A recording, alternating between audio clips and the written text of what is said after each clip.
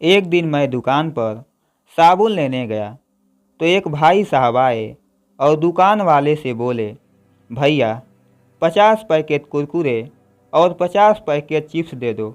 और पेमेंट करने के लिए अपना आईफोन निकाल ही रहे थे कि तभी मैंने आईफोन की तरफ देखते हुए पूछा, भाई साहब आप कोई दुकान चलाते हो क्या? उन्होंने बड़े ताज्जुब से मेरी तरफ देखा और थोड़ा बेरुखे अंदाज में बोले, तुम्हें मैं दुकान चलाने वाला लगता हूँ क्या?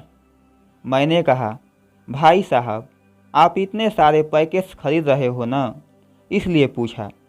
वो थोड़े सामान्य लहजे में बोले, अरे ये तो अपने बच्चे के लिए लेकर जा रहा हूँ, उसे बहुत पसंद है और सरकारी नौकरी में होकर भी अपने बच्चों को खाने की चीज़ के लिए मोहताज रखें तो फिर क्या फ़ायदा नौकरी का।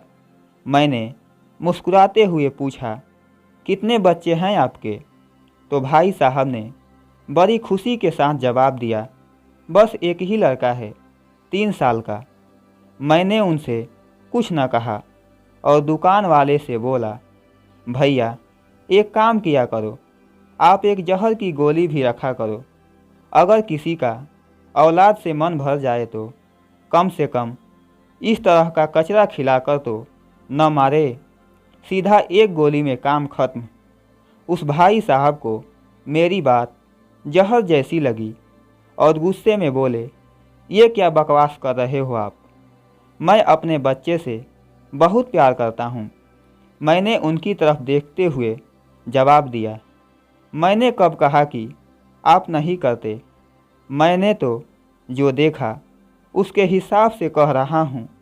आप एक 3 साल के बच्चे को ये सब गंदगी खिला रहे हो तो आपका प्यार तो दिख ही रहा है। आप खिलाना ही चाहते हो तो अच्छी चीज़ें खिलाओ, जैसे फ्रूट्स खिलाओ। तभी दुकान वाले ने भी मेरी हाँ में हाँ मिलाते हुए कहा, बिल्कुल सही कह रहे हो सर, मैं खुद का तो नुकसान नहीं करता, लेकिन एक 3 साल के बच्चे को ये सब इतनी मात्रा में खिलाना सही नहीं है। वो भाई साहब बिना कुछ बोले नीची गर्दन किए हुए चुपचाप सामने लगे हुए सेब के ठेले पर चले गए। तभी दुकानदार ने ये सब चीज़ें समेटते हुए मुझसे पूछा, क्या लोगे सर? मैंने कहा, कपड़े धोने का साबुन।